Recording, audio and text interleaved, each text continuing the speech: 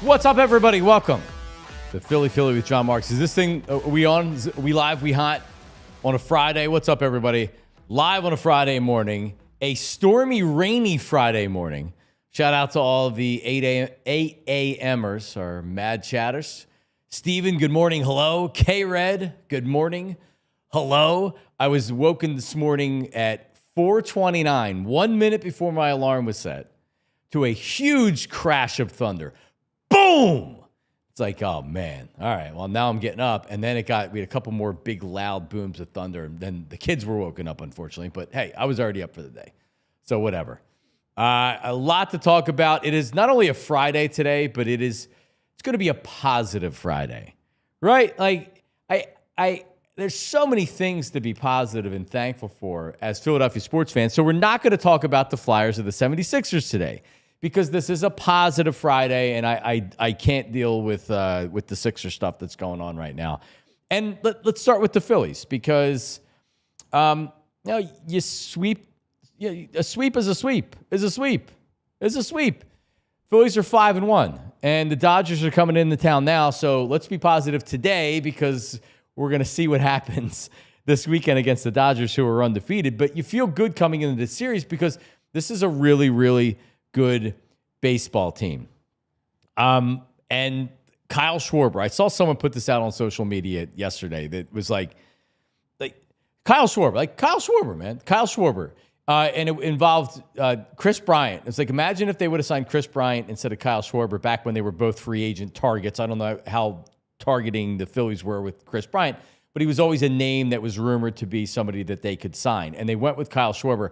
And I remember at the time with Schwarber, everything you'd always heard was like, really good guy, great leader, good teammate, but he'll also bat 190. And yeah, he'll get you 40 home runs maybe in a year. But like, when you look what he did with the Cubs, he batted 188. And then he was in Washington at the trade deadline. Then he was in Boston, that he actually had a really good year. But like, you like the signing, but you also realize that maybe listen, he's not the greatest player in the world, but like, he's a power hitter. He gets on base a lot. Like, it's a good signing. He batted 218 his first year in Philly, had 48 home runs. He batted 197, had 47 home runs. And people were still like, get him out of the leadoff. He's not a leadoff hitter. He's batting under 200. And I'll have to admit it, for like maybe it's like part of a season or part of 2 seasons, I would get frustrated, because when you strike out that much, and even if your on base percentage is relatively high, the production you're looking from a player like that just can't be a walk or a home run for me. And, man, he has just been so good. Bounce back year as far as the average last year. But really, when you take a step back and you look what Kyle Schwarber has brought to this team, he has brought everything that you're looking for. Leadership, clubhouse guy, production. And now this year, he's hitting in the leadoff hole. He's hitting cleanup. He's been willing to do all that, and he's been productive the entire time. He had a bomb yesterday. And if you make that mistake and he's looking for it, and you leave it over the middle of the plate, boom. And it was the shot that got them going and got them to a 3-1 win.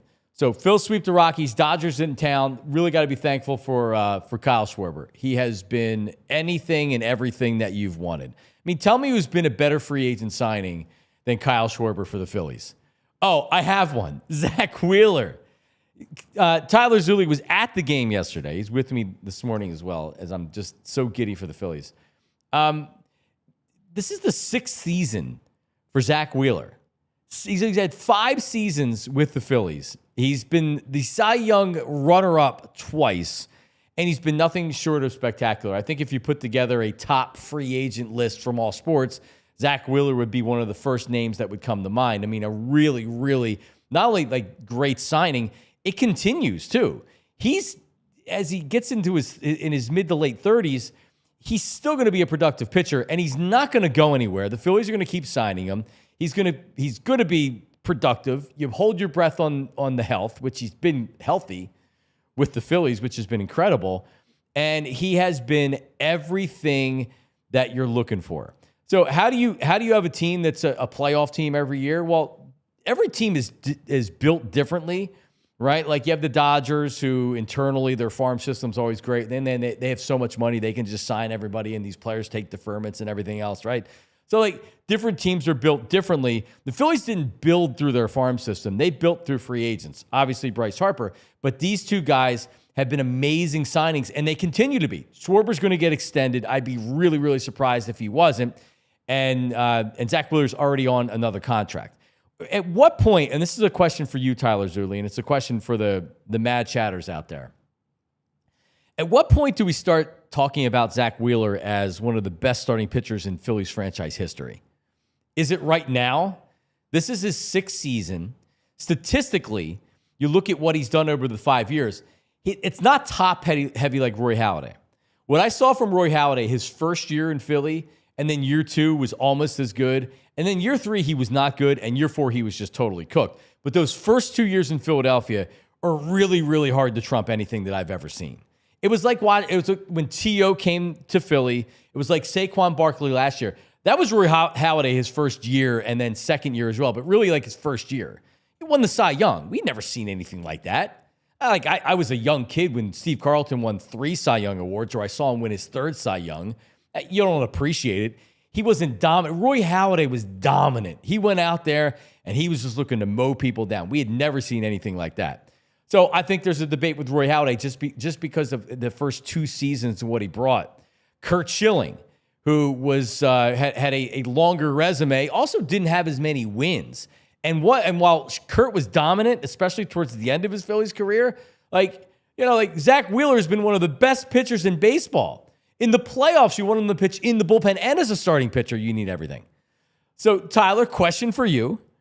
At what point do we start looking at Zack Wheeler and being like, yeah, you got to throw him in the same conversations as the guys I just mentioned? Well, I think it's a difficult conversation because stats evolve over time, right? Because so you look at Steve Carlton with a ton of wins. You look at Robin Roberts with a ton of wins. You look at guys that, wins is what people look at when it comes to pitchers. And Zack Wheeler, since joining the Phillies, has 60, which is, you're thinking about in the grand scheme of like a career doesn't feel like a ton. But if you think since he joined the Phillies, one pitcher has more wins than Zack Wheeler's 60. It's Framber Valdez. He has 61. Zack Wheeler has made the 9th most starts since 2020. He's thrown the 2nd most innings since 2020. The only person that's thrown more innings since he signed with the Phillies is Aaron Nola. And now he has 917 strikeouts in his 842 innings. There's only 4 pitchers that have more strikeouts since Zack Wheeler joined the Phillies. Aaron Nola, Dylan Cease, the other 2 are Corbin Burns and Garrett Cole. He passed Kevin Gausman, in his last start because Gausman only had 4 in his last start.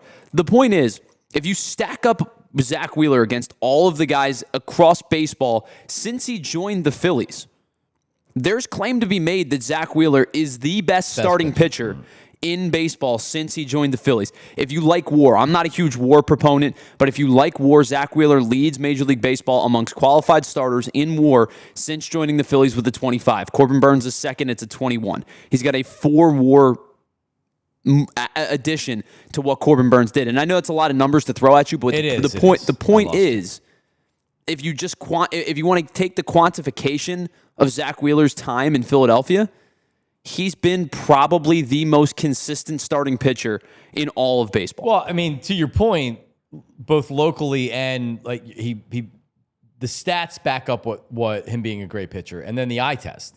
Everything that you've seen is, he's never as dominant as Roy Halladay was those 2 years. Do you know how hard it is to go 5 years as a starting pitcher in baseball and do what Zack Wheeler's done?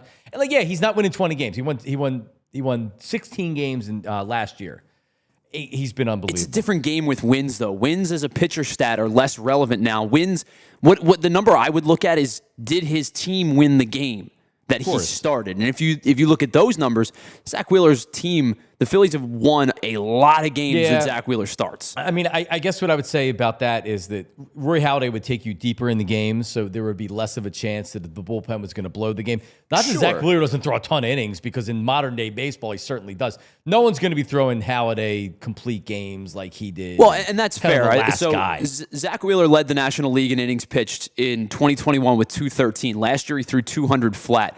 In Roy Halladay's two really, really good seasons with the Phillies. He went 250 and 2/3 and 233 and 2/3. It's an entirely different game. Doc took the ball and didn't give it up. Yeah. And then I was looking, he brought up Robin Roberts. And I'm talking modern. I can't go back can't go back to then, right? Like you almost have to separate. You're not going Grover Cleveland Alexander. I'm not.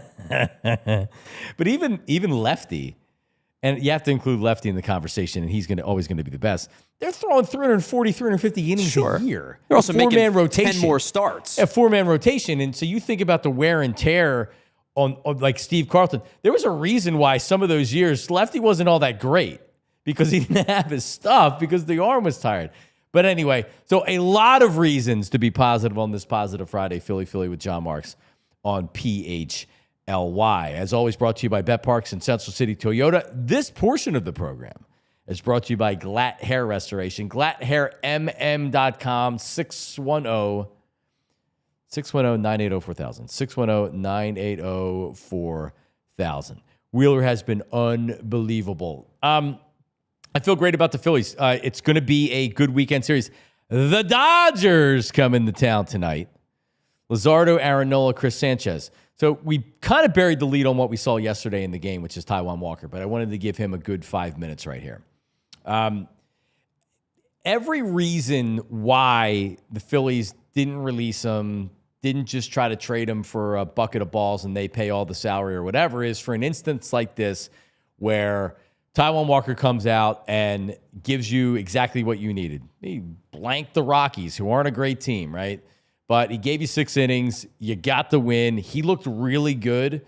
And it gives you now reason to look at this rotation and say they could have the best rotation in all of baseball. Before, it's like, all right, well, maybe 1, 2, or 3. It's arguable.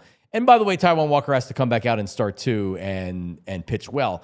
But I think and I heard some boos yesterday with Taijuan Walker, which is fine. Fans are entitled to behave however they want to. I would never have booed Taijuan Walker. If you remember a couple years ago in the playoffs, he was mad his first year in Philly. He was mad that he wasn't in the playoff rotation, and he chirped about it.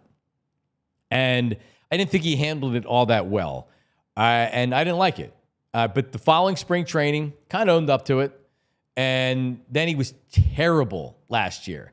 Tyler said, I don't remember if this was on the air or not, Tyler, but you had said, what was Taijuan Walker's ERA last year? And I guessed like 6.8. And you're like, no, it's actually 7 point something. It was 7-1 last year. So it's even worse. Like, it's not one of these things where we're snowballing on a player and we're like, kind of like, all right, you're maybe exaggerating this. Like, he's not been that bad. No, he was that bad last year. He was that bad. And if the Phillies could have traded him, they would have traded him if it would have made any sense. But they weren't going to release him. And for everybody that wanted them to release him, and he might suck after this, but like that's why you keep him around. But I feel really good about Taijuan Walker because here's what he did. He came into spring training this year, and he didn't make excuses. He didn't blame anybody else. He didn't go silent and not say anything and be like, I'm not talking to the media, or like be tight and say, I'm just focused on pitching. I don't want to answer questions.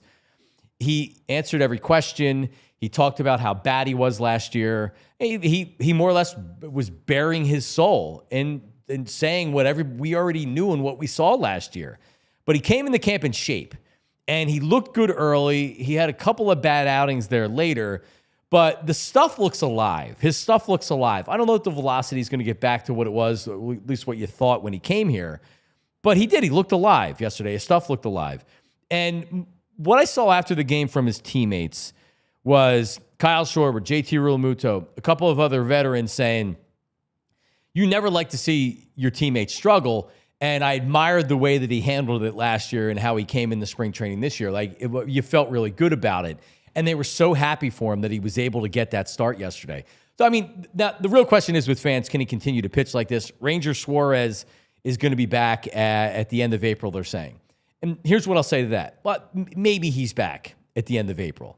Maybe he's back to the Ranger Suarez we saw in the first half of last season. I think there's a better chance that he's the Ranger Suarez we saw in the second half of last season, and he's going to be a guy that maybe needs to go back on the IL, or maybe needs to be managed, maybe doesn't have the same stuff, probably doesn't have the same velocity. which is not a bad thing if you have a guy like Taijuan Walker. If you can piggyback these guys, or you know what? Maybe Taijuan Walker becomes your fifth starter and you use Ranger Suarez as a weapon in the bullpen. He can come in and pitch in high leverage situations early. He can piggyback off of Taijuan Walker. If you need Ranger Suarez in the 7th or 8th inning, do you have faith in a lot of other pitchers on this team to come in with blood in his veins? I mean, we remember what he did in the playoffs last year. He only pitched 4 innings in that game.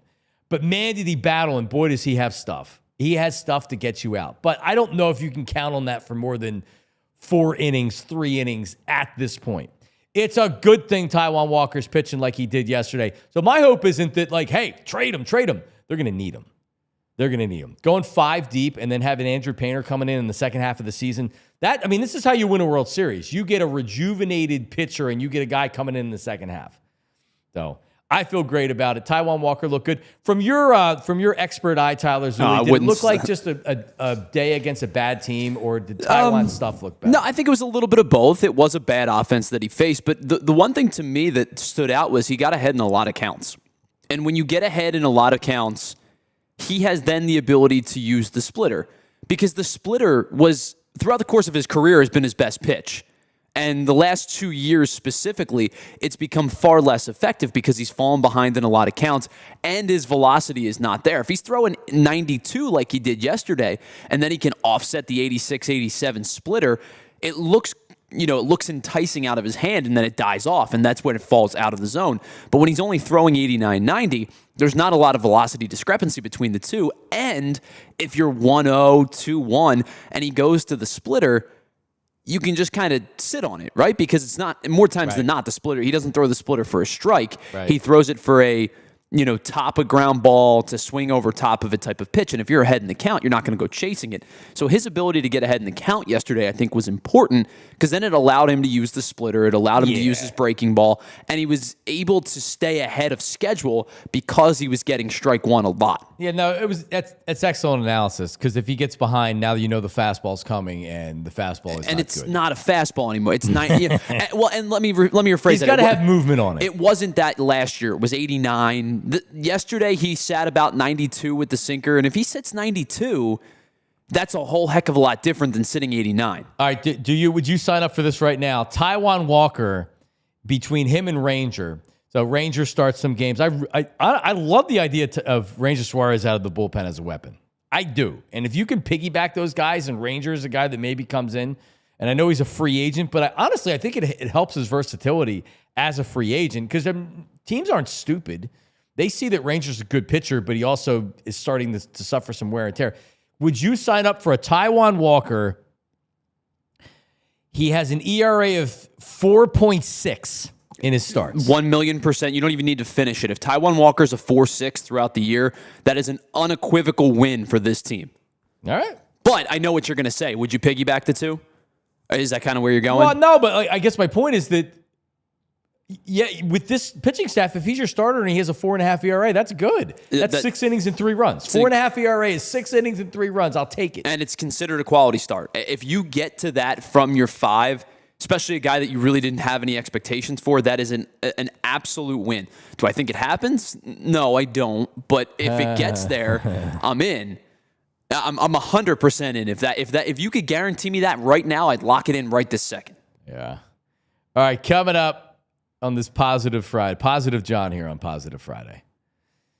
Listen, the Phillies make me so happy. The weather's getting warm. Tyler went down to the game, first game for his son yesterday. Phils win. Dodgers come into town. Let's feel good again. Because can you believe that the New York Giants gave the Eagles Saquon Barkley? And the rest of the NFL was asleep at the wheel. Hey, we don't value running backs. We don't want running backs.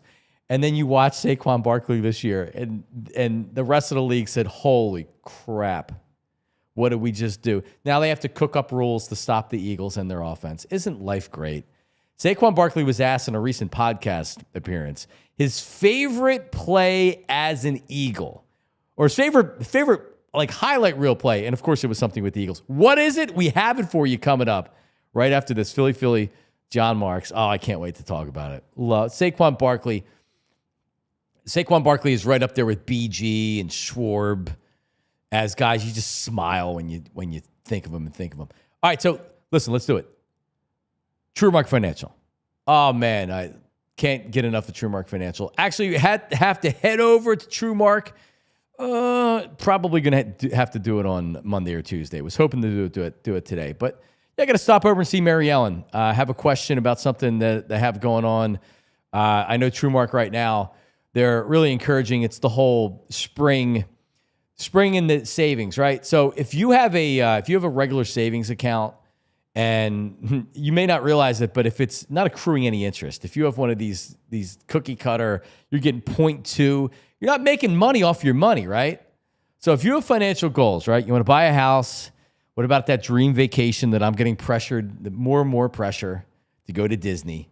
And then it's just not Disney. Now it's, well, are our parents going? And I'm like, I don't know. I mean, sure, like, are they going? Like, really? You want my parents and your mom down in Disney World? Like, is that really what we want?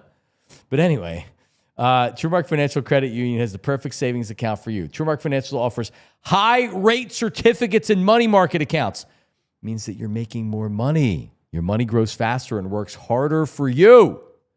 Visit TrueMark.com for rates and to learn more. Federally insured by the NCUA. Rates are subject to change.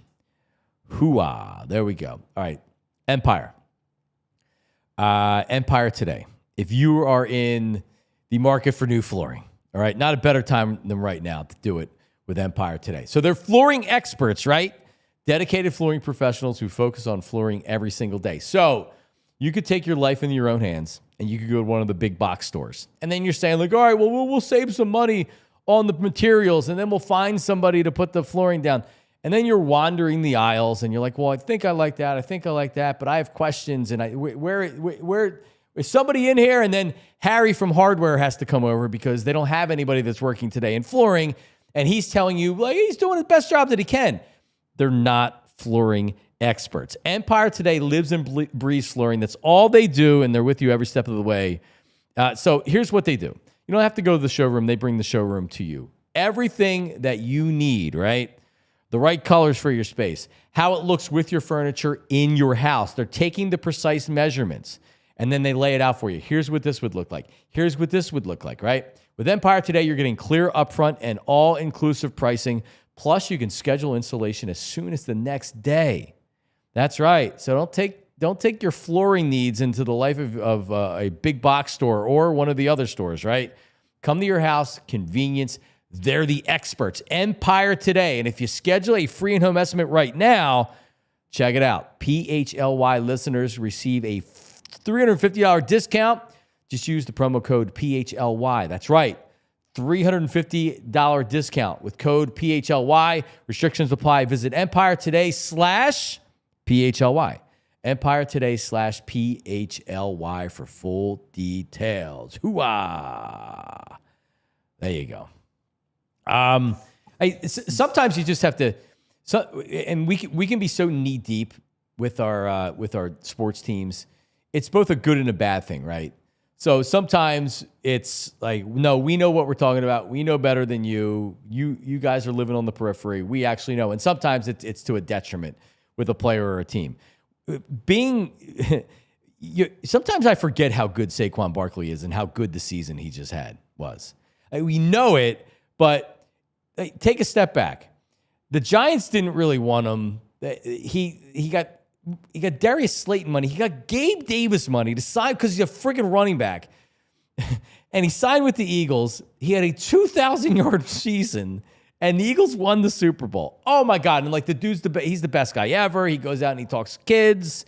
He's embraced being an Eagle. Doesn't it feel like Saquon Barkley got drafted by the Eagles and the whole Giants thing didn't exist? Tyler Zulli, if he goes into the Pro Football Hall of Fame with a couple more seasons like he had last year, he will. What's the color jersey that he's wearing into the Hall of Fame? It ain't blue. No, I think it's going to be an Eagles jersey. I mean, it's one season, right? And it's one of the greatest seasons we've ever seen. It depends on how long he's here, and I expect him to re-sign at some point. They already did. I'm sorry, let me rephrase that. I expect it to be like the end of his career. How many years is he playing? How many years is he playing Philly? 3 more? I was going to say 5 in total. 4 or 5. I agree. So you're 1 in. Probably 3 or 4 more, and then you match what you did because he was in New York for 5 years, right? Yeah. Well, he's already an Eagle, and it just burns Giants fans. Well, and you bring up the point of like having him feel like he's an Eagle already. To me, this was such a awesome homecoming because I get to watch a guy didn't go to school with. We weren't like buddies or anything, but we were at Penn State at the same time. Gets drafted to the Giants. It's like, oh, that's pretty cool. Couldn't have been anybody else. Couldn't have been the Browns. They had 2 picks in the top 4. Couldn't have been the Browns. Had to be the Giants. And then he signed to the Eagles. You can't really enjoy him. Right. You going to Penn State, you're going to enjoy it more than I am. Sure. I can be like, man, he's a good running back. Yeah, you just get to love watching him as a football player. Right, but like you don't have a quarterback, and what does it matter? And then when he plays you see it, and you're like, damn, he is a different. He's legit. Man. Yeah, no doubt. He's different. And then he's able to slide under the radar to the Eagles, and God, so he had so many big plays, so many big touchdowns. When you win a Super Bowl and your offense is run based, it seemed like almost every game. Maybe it didn't happen until the second half, but he was getting the big run. So let's play it. He was asked what his highlight was in his career. And here's Saquon Barkley talking about it. My favorite highlight would be this year in the snow. We had a snow game, and I broke a long touchdown 78 run. yards. Yep. You know your stuff. I broke a long touchdown run. For me, the reason why that's my favorite play because kind of hyping myself up and talking to my therapist and my mentor and coming up with a mantra. I was talking to myself like saying, this is it, this is the time. And that kind of like where everything all came together and just clicked for me in that moment. But I think fans' favorite would probably be like a little jump backwards. The reverse hurdle. Is that what it's called? Yeah, but you know what? That is a play that sports fans are going to watch for generations and generations. It is that kind of highlight. So I actually watched PHLY on Instagram. They had the actual highlight, which I guess is easier to do on the Instagram, the way that the Instagram is formatted. So they showed that he's talking the same cut, or it's a similar cut, and he's talking about it. And there's and he's hitting his head, he's hitting his head, he's hitting his head. It's like, holy crap! Like this guy is unbelievable. And so I think everybody has their highlight, and that's an awesome one. But mine is the Washington, the first one that comes to mind, right? I think the one that I enjoyed the most was the Washington touchdown, the first one in the NFC Championship game, right? Was that Washington on the pitch? Or was that? Yeah, it was the first offensive play of the game. Yep. First offensive play of the game where he goes left and you see the play developing and it's like, uh-oh. And Saquon Barkley, I mean, big offensive line, big holes. He gets on the outside with that speed and athleticism and the ability to make anybody miss, to break tackles, and he's gone. That was the season. The long Rams touchdown in the second half. I mean, how many big touchdowns, the home runs did he have for this team this year? Unbelievable. Tyler, you had an interesting one when answering the same question. I tried to find it and try to get it in a way where we weren't going to get like copyright striked, and unfortunately it didn't. I came up blank on that, so no highlight. But obviously, as I said, having been there at the same time as him at Penn State, there's one that stands out to me even before his professional career. He had a game against Iowa. Penn State went into Kinnick Stadium, and John, like going to Kinnick Stadium is like where dreams go to die, because no matter how good Iowa is, it just feels like a really difficult place to play, especially in a Big Ten setting. And so I think they were like 3-0 or 4-0. They were like the number 4 team in the country. And they ended up winning the game on a walk-off touchdown at the end of the game. But Saquon Barkley went for almost 300 total yards. And the one that stood out to me was he took an inside zone, had to bounce it to the outside because the offensive line broke down, bounced it to the outside, broke 2 tackles in the second level, got to the edge, broke 2 or 3 more tackles, and ended up going for like 45 yards or so, set Penn State up to score. But that game was like the moment I think the world watched Saquon Barkley become the dude. Like he was good, no doubt about it. He was good when he got to Penn State. He was good heading into that game. But that was the moment he stepped foot onto the world stage, and everybody went, "Whoa, this kid can play," and he never looked back. I mean, just a different player, man. LeVar Arrington looked the same coming out of Penn State, and he didn't live up to the expectations, I don't think, because people thought he could be like a first ballot Hall of Fame type player, and he didn't live up to that expectation. He was still an amazing talent, LeVar Arrington. But yeah, same kind of talent. He was he was unbelievable. Just go to if you just go to search on Twitter or on Instagram or whatever and look for like the highlight touchdowns from this year. It's a really long reel because he really had a lot of unbelievable plays. It's just, man, it's a positive Friday here, Philly with John Marks. More Phils coming up here in a second. You saying you have something, or I'm sorry, the lights are in my eyes here. Why was James Franklin throwing out the first pitch of the Yankees game yesterday? You see this? James Franklin threw out the first pitch at the Yankees game yesterday, wearing a Yankees jersey. Now, he also threw, I don't know when it was that he threw out a pitch at the Phillies game because they included it. Penn State football has the video. But James Franklin threw out the first pitch to the Yankees game yesterday. You brought up the Penn State thing. Yeah, which is interesting because isn't he from Langhorne? Yeah, he's a fairly local guy. Yeah. Yeah, he's a Bucks County guy. He's from Langhorne, I believe. And he coaches at Penn State. What is he doing wearing a Yankees uniform and throwing out the first pitch of the Yankees game? That's why, Tyler, that's why it's not my team, man. That's why it's why it's not your team, because no, but that's the kind of football coach you have. Is the guy that's smiling wearing a Yankees jersey. Was he a Yankee fan growing up? The Philly fan? Listen, I don't know what to tell you, man. I have no idea who he rooted for. All I know is he won a lot of football games this year. Yeah, they expected answer what I would expect from a Penn State fan, and said like, no, I honestly don't know. I mean, he could. I don't know where his parents are from. If he grew up in Bucks County and his dad was from New York, it would make sense that he would be a Yankee fan or something like that. I mean, I don't know. I would hope that if I'm just saying, even at Penn State, which is 3 hours away, yeah, a little odd that he's wearing a Yankees. Yeah, but you have to understand, like, State College is not a Philadelphia sports town. Like, there are Philadelphia fans there. There's a lot of people that go to school from the Philadelphia area, but it is a mix of Philly. It's a mix of Pittsburgh. Baltimore's involved. There's a little bit of D.C. It's kind of like a big triangle, and I think New York does take it a little bit, but not nearly as much. It's not this like Philadelphia sports hotbed. No, I know that, but he's from the area. That's what I'm saying. I was just surprised. I'm like, what's wearing a Yankee? Like, what's this Yankees thing that he's doing? I guess you do it just because they ask you to do it, and he cares about recruiting. He doesn't care about the Phillies or anything like that. That's fine. Listen, that's fine. That's fine. Mike Trout is still a Phillies fan. All right, you know he's a Phillies fan. Did you see it on April Fool's? Someone got me on April Fool's because I forgot it was April Fool's Day. It was really, really well done. It was fake Jeff Passan tweet to where, like, if you looked at it, it was like, wow, that is a tweet from Jeff Passan. They traded Mike Trout. They traded for Mike Trout. And then you're like, is this real? And then you Google it, and it's like, all right, this isn't real. But then you look at the details. It was like Taijuan Walker, Mick Abel. Yeah, that's the problem. You have to look at the details, and you get right. It's like that's all right. You got to do a little bit of a better job. But when I looked at it the second time, I'm like, all right, well, they're not taking Trout's contract because they were giving up the Phillies' top prospect that I'm blanking on, the position player, the shortstop, Phillies. Their top prospect, I'm blanking on his name. Aiden Miller. Yeah, so it was Aiden Miller, Mick Abel, and Taijuan Walker from Mike Trout. So I was like, okay, maybe the Angels would do it just to get out from underneath that contract. But then it's like, hold on, they're not. Why would the Angels want Taijuan Walker? Anyway, all right. So there you go. That's the Penn State news. So the series this weekend, Tyler, it's too early for one of these.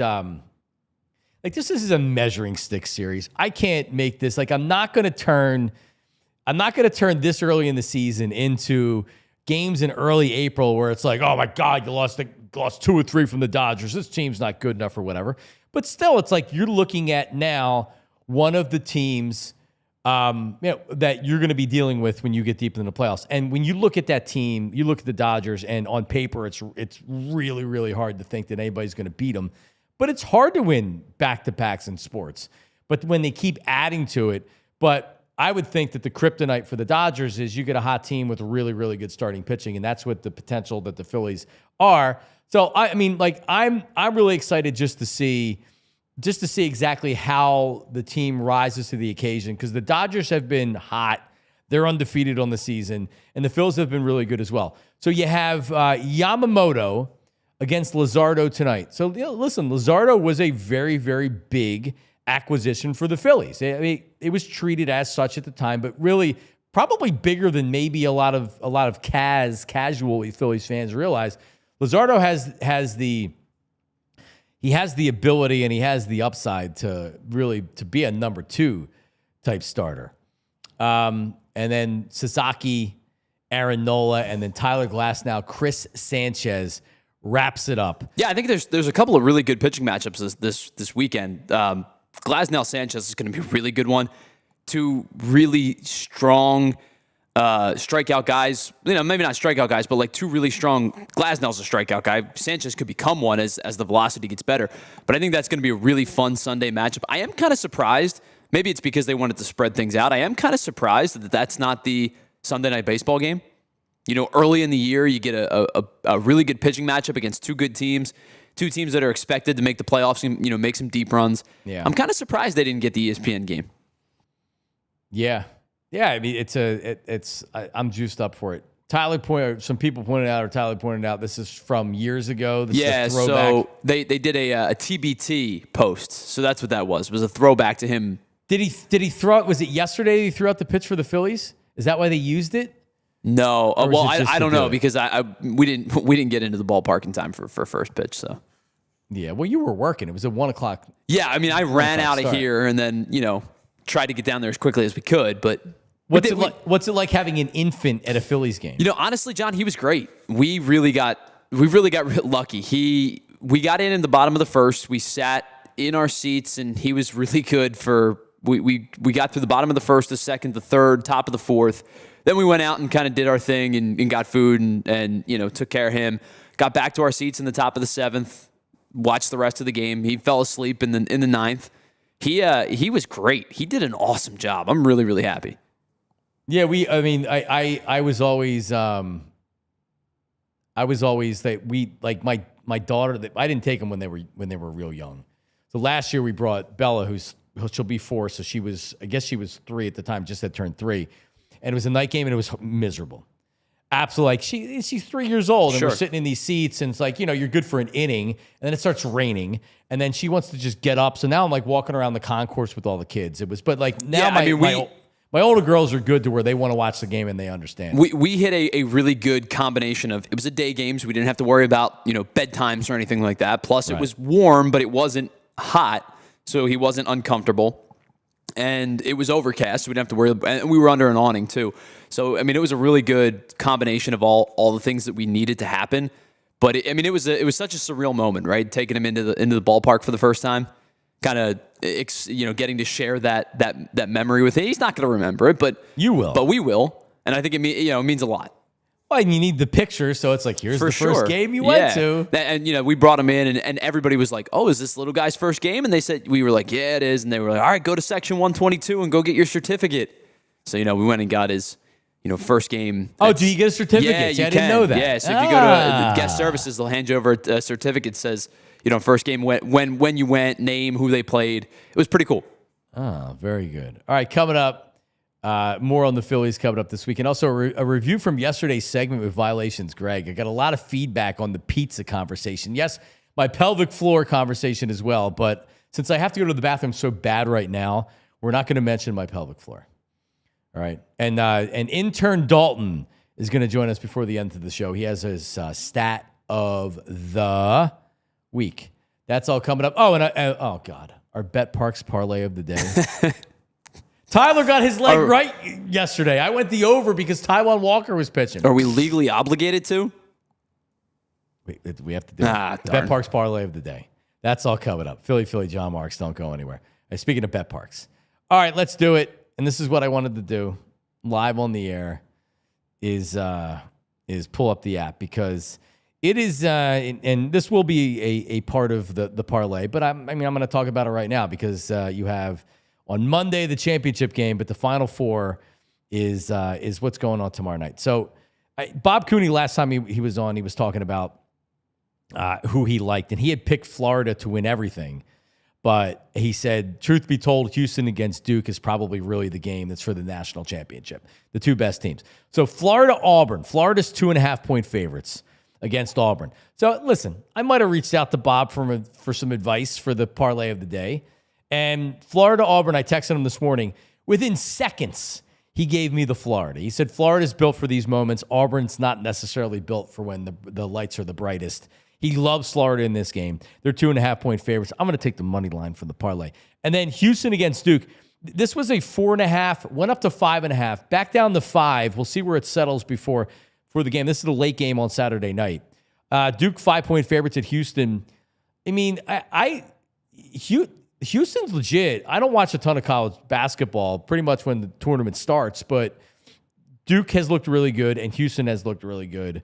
So, I would probably lean Duke in this game, but if you like Houston, take them on the money line.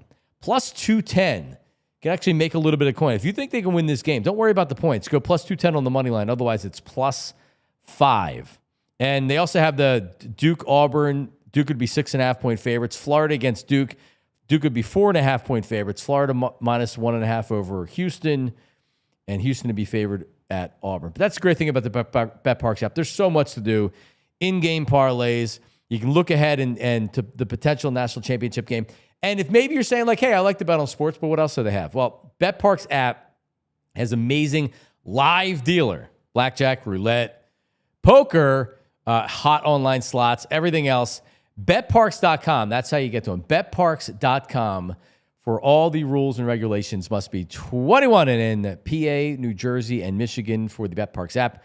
Gambling problem? Call 1-800-GAMBLER. Hooah. All right.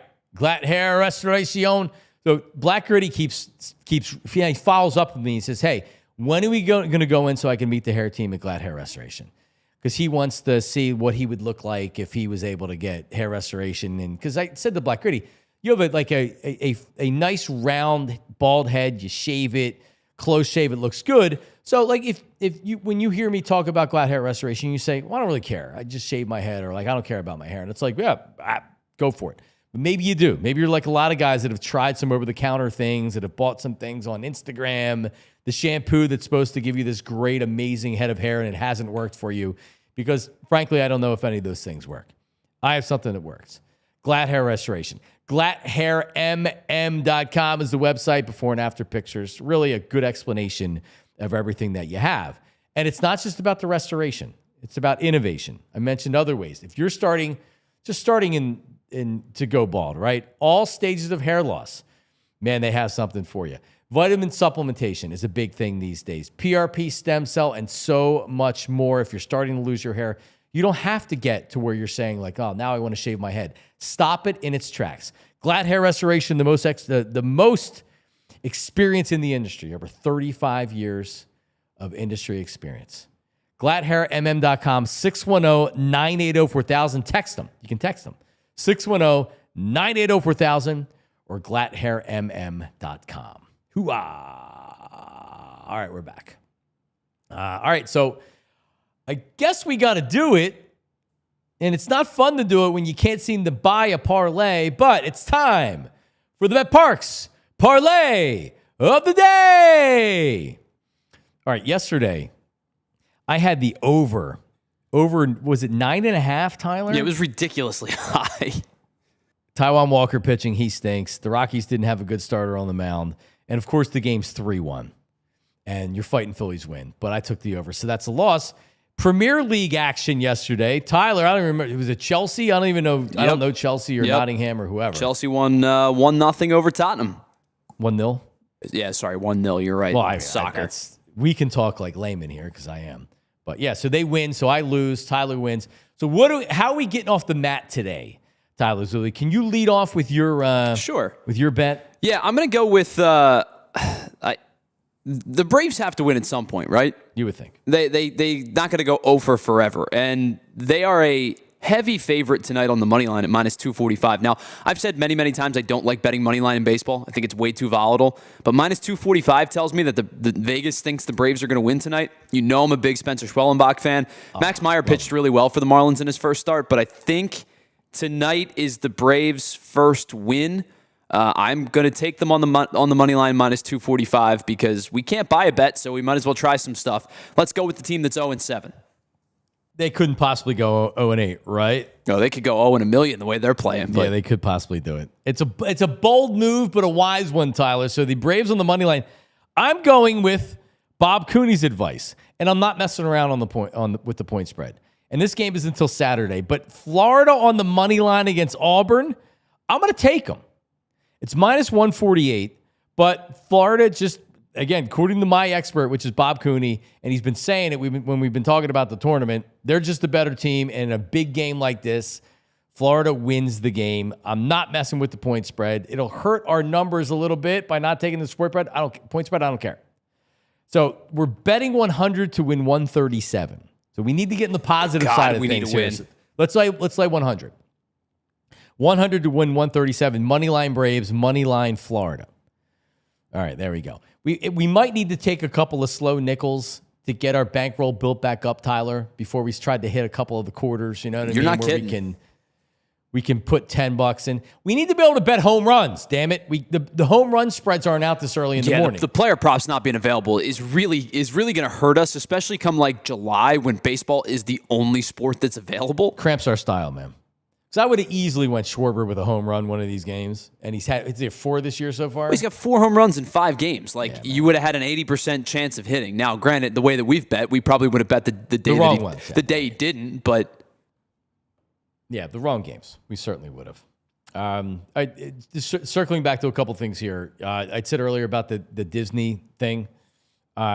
So my thing with taking the family to Disney World is A, I'm kind of broke right now, but B, and it's with the TrueMark Financial thing, you got to plan it a year out, right?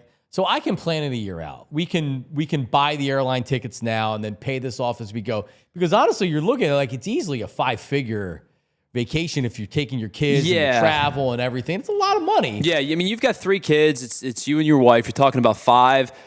Minimum, is it everybody's first time going? The girl's first time going? They haven't been there. So you're going to need some extra days because you're not going to do everything in one park in one day. You're going to want to take pictures and meet characters and obviously got to eat and things like that. So you're talking minimum 5 days. Probably a little 4 at the least. Yeah, but so it's a financial. It's as somebody who loves going to Disney, loves going to Disney growing up. It's a financial difficulty at times for sure. You got to kind of plan this thing out and pay it off as you go. But it's also I wanted my youngest to be able to remember it, right? And sure. And she may at this point, but now my oldest is getting too old to where she can really appreciate it. But then it's we gotta do it. And then it's what about my mom? What about your mom? They're gonna want to go. And I'm oh, great. So now I have to worry about moms being down there or dads being down there.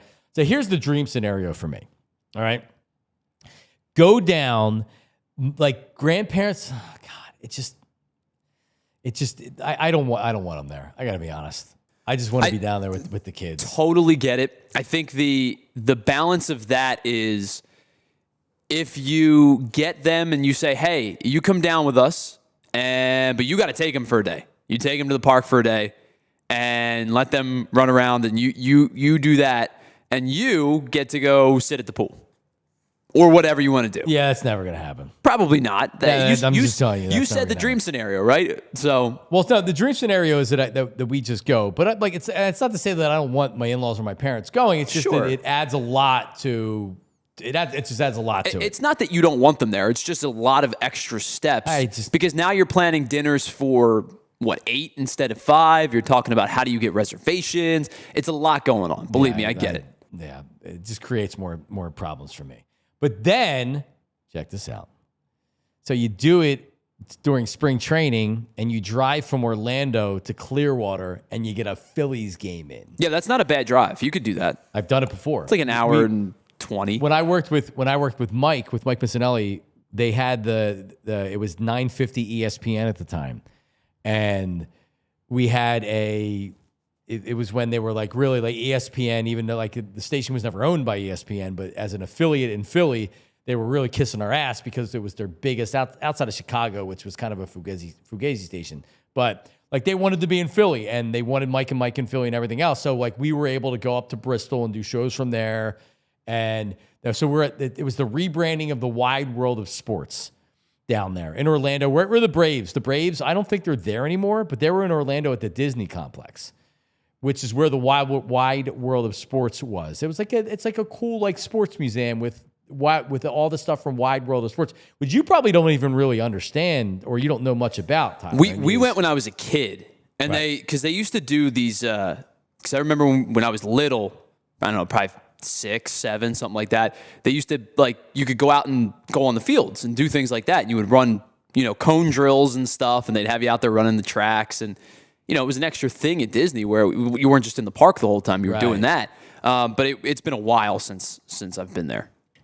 Wide world of sports for younger people, back when there wasn't a lot of sports on TV, like every Saturday and Sunday, it would be, it would almost be like, it's where you would see like world-class skiing or things like that. It was the agony and the agony of defeat. It was what did he say of defeat? And it wasn't Jim Lampley. It was, God, it's been so long. It was the thrill of victory, the agony of defeat. Yes.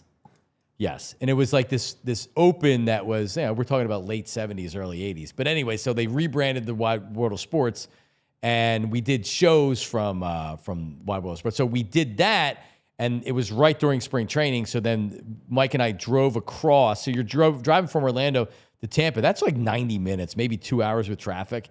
It's not bad. And then we did both things, which was really cool. So I'd like to do both of those things. It'd be very cool. So the pizza conversation from yesterday, and like the pelvic floor, right now I have to pee really, really bad.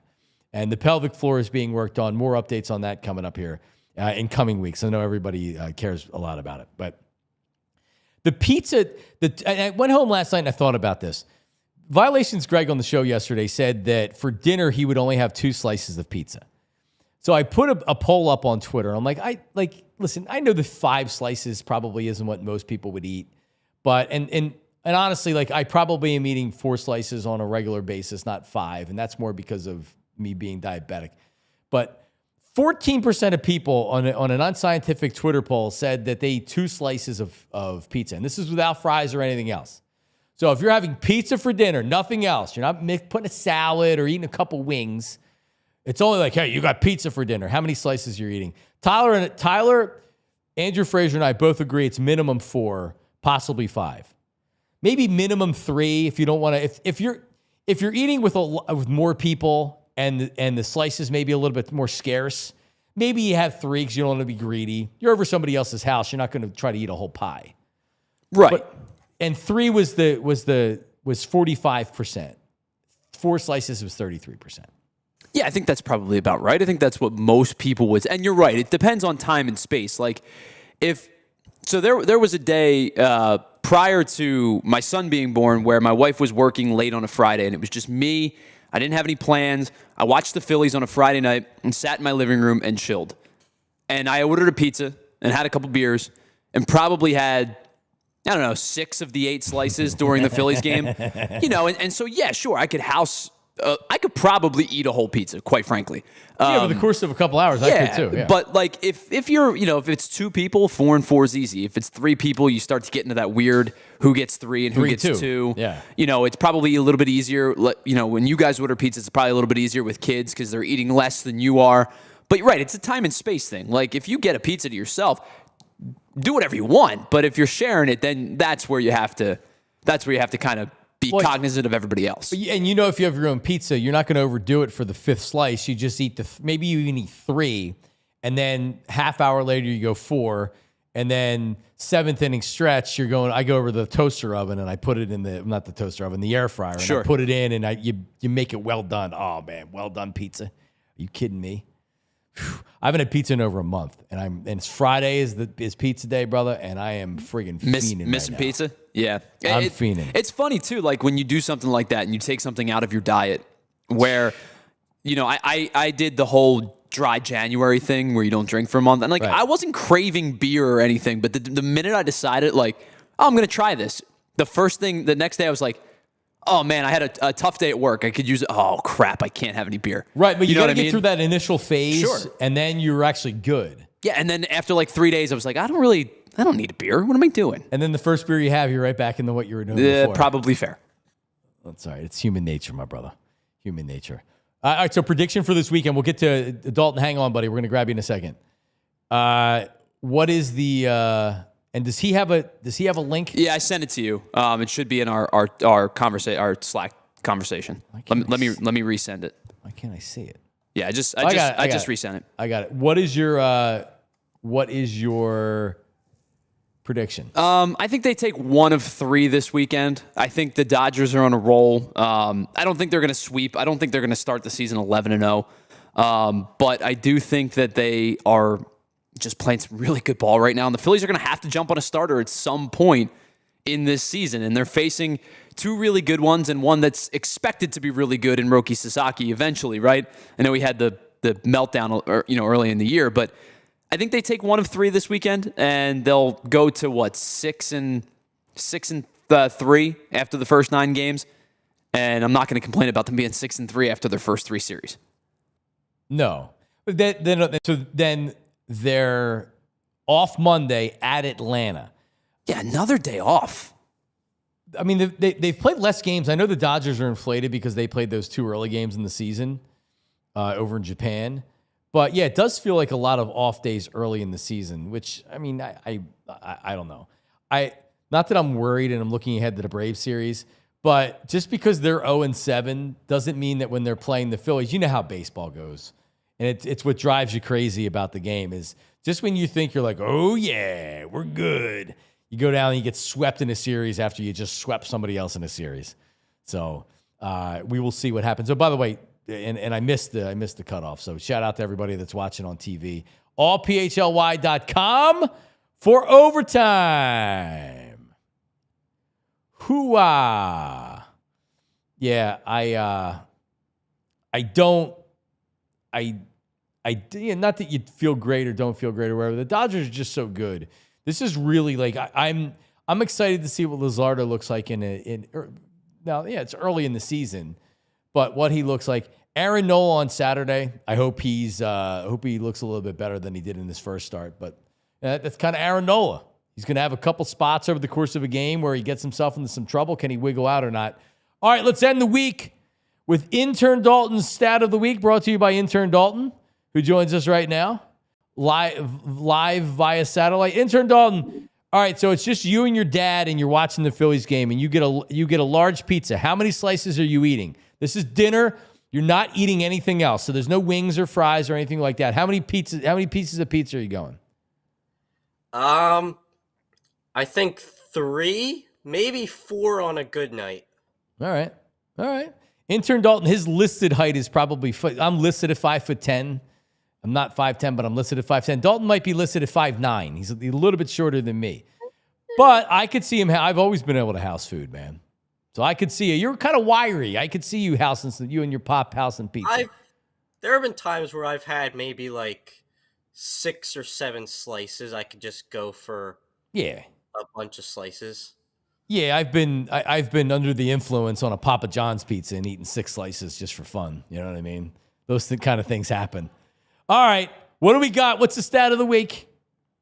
So Phillies-Dodgers, big series this weekend. So I thought I'd go talk a little bit about their history.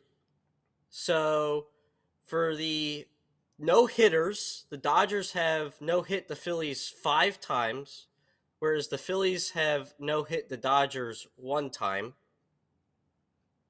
Who was that? It was Grover like Cleveland Alexander, a long time ago? It was a way long time, like back in like 1950, I think. Oh, man. All right. And then, so the Phillies' overall record against the Dodgers is 946 to 1,195, and that includes the postseason. Yeah, the Dodgers in the mid to late 70s, the Phillies couldn't get over the Dodgers hump. It seemed like they met in the NLCS a lot, and the Phillies never seemed to get over them. In 1980 they did, but yeah, like there was ask Larry Bow and some of those guys about those Dodgers teams in those rivalries back then. They were big. Got to see some of those highlights, and there were some pretty good highlights. And then during the Phillies championship years 08-09, the Dodgers couldn't get past the Phillies. Jonathan Broxton, hello. How are you? So it's worked both ways over the course of their rivalry there, Daulton. And then in the postseason, the Phillies and Dodgers have met 5 times, and the Phillies are up 3-2 in series wins against the Dodgers. Okay. All right. And then finally, the Phillies' longest winning streak against the Dodgers is 12 games. Really? Yeah. Was that like semi-recent? I can't. No, that was way back. But like the Phillies are also like weren't great way back. You had some pockets where they were good. So be curious to see all that. All right, well there he is, Intern Daulton with the stat of the week. Intern Daulton, what's your prediction this weekend? 2 out of 3. Ooh, Phillies win 2 out of 3. I think Dodgers fall back down to earth a little bit this weekend. Okay, I mean it's coming West Coast to East Coast, and the fact that they haven't lost a game, maybe that does play into. It's been easy for them, and even though it hasn't been easy, they've been coming back in these games. But I can't wait to see the games this weekend. Daulton, thank you, buddy. Bye. Talk to you next week. Intern Daulton. So, John, the Phillies have, to bring up the no-hitter point that Daulton brought up, the Phillies have 14 no-hitters in their franchise's history. The one against the Dodgers was done by Johnny Lush back in 1906 when they were the Brooklyn Dodgers. He was the first Phillies pitcher, left-handed pitcher to throw a no-hitter. 1906. Yep. How many pitches did he throw in that game? Like Probably 310? 712, yeah. But so the Phillies actually, they threw, the franchise's first no-hitter was in 1885. They threw one in 85, 98, 1903, and 1906. And then they didn't have another no-hitter until 1964 when Jim Bunning did it through the perfect game on Father's Day. And then they went 71, 90, 91, and they didn't go till 03. Since 03, they've had 6 no-hitters. Roy Halladay threw 2, obviously, perfect game in the 1, the no-hitter in the postseason. Cole Hamels was a part of 2. It's 5. Cole Hamels was a part of 2. He threw 1 himself, and then it was a combined no-hitter. And then obviously the most recent was Michael Lorenzen. So 5 since 2010. I was at the Kevin Millwood no-hitter, which was 2003. 2003. April 27th, 2003. Yeah, it's Sunday afternoon at the Vet. It was the smallest tied for the smallest margin of victory in a Phillies no-hitter. It was 1-0. Really? Yep. Yeah, Ricky Leday made a great running catch. I was sitting in the outfield in the left center, and it's one of these things at the Vet where you have to look over the wall to see if they make a catch. And you couldn't see, it was like, did he make it? And my buddy, he didn't realize in the 7th inning that it was a no-hitter, and I was the type of person that didn't want to jinx it. And he looked up at the scoreboard, Scotty Balls, and he said, and I'm like, yeah. And he's like, I'm like, yeah. And he's like, there's no hitter. I'm like, don't say it. Don't say it. See, it doesn't bother me, man. Well, at the time, it was like, don't say it. Now I don't care. Now I don't care. It was over 20. Well, and it's funny too. As if I were a pitcher, because the team stops talking to you after the 4th or 5th inning. Right. If I were a pitcher, that would make me very uncomfortable. Yeah, talk to me like you normally. Yeah, make it a normal day's routine. If you start to isolate me, I'm going to start getting in my own head and thinking about it. Because a lot of times, I would bet you a lot of times through probably 4, maybe into the 5th, guys aren't thinking about it yet. You start getting into the 7th, they're like, okay, I'm cruising right now. Right. But it's like the 4th or 5th inning. Keep the routine. Yeah. Tommy Green threw one in Montreal. It was the day game. Dutch didn't even get to catch it because it was the day after a night game. So Darren Fletcher was the catcher. So he never caught that one. And then Terry Mulholland, which Dutch did catch. Terry Mulholland pitched one for the Phillies. I believe, speaking of catchers who caught no-hitters, I believe Carlos Ruiz is amongst Major League Baseball's all-time history leaders in catching. He's caught 4. Pretty amazing. And I want to say Veritek had a bunch. For some reason, Veritek sticks out in my mind, but I think he has kind of put himself in some rare air. I think he's maybe tied for 2nd in National League history with 4. That's awesome. Here's the pitch. Swing and a miss. Struck him out. I do my Harry Kalas now in the car with my kids, and they obviously they have no idea what Harry Kalas is. So I've been playing some of his highlights for him. And I played the number 500 for Mike Schmidt, and they get a kick out of it. So yeah, I'm in full baseball form right now. Shout out to everybody that watches live. You watch later, you'll watch whenever. Thank you. Philly with John Marks on PHLY every morning, every weekday morning at 8 a.m. And you can watch whenever on YouTube. Just like, subscribe, et cetera, et cetera, et cetera. Everybody have a great weekend. Go Phils. Talk to you live on Monday at 8 a.m. See ya. We all silly like the mayor.